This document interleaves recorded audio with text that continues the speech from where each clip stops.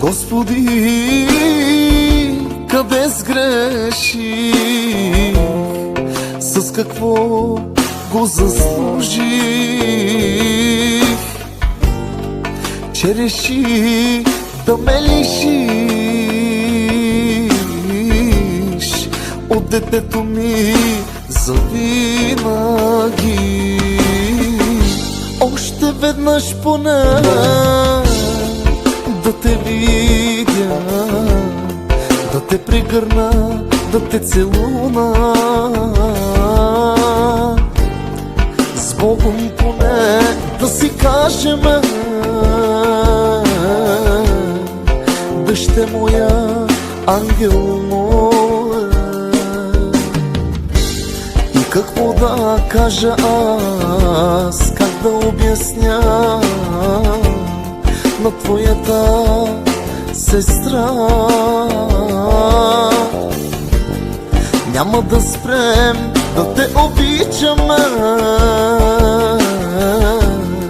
и някой ден ще се съберем.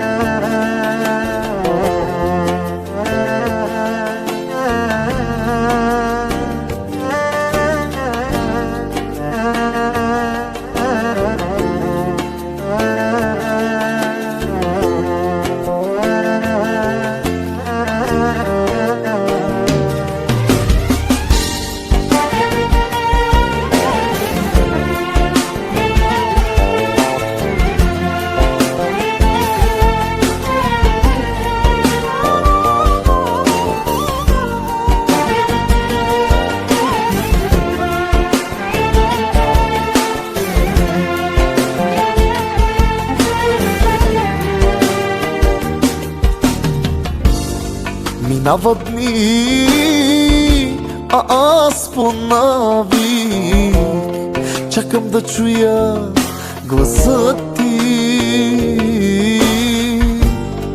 Не отихва, а повече боли. Отиде си завинаги. Трудно ми е дори да дишам, пък без тебе не виждам.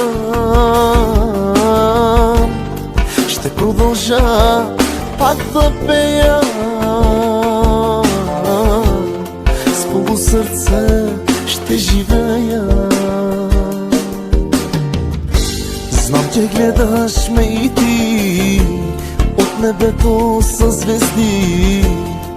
Някъде там си и ти. Знам, че гледаш ме ти от небето със звезди. Най-голямата от тях си ти. Няма по-голям дар за един човек от това да стане родител. Да се радва на своята рожба, да я види как расте, как се смее, как оставя следи по пътя си напред. И няма по-голямо наказание от това да види своето дете с затворени очи завинаги. Но пред Бог ние сме безсилни и не можем да се борим, сърдиме и обвиняваме. Остава ни да вярваме, че Той, щом така е преценил, това е било за добро и Душите, които е взел на толкова млади, са на по-добро място. Място лишено от цялата завист, злоба и омраза. Място, откъдето те ни пазят и са наши ангели, покровители. През оставащия ни земен път, който не остава да извървим.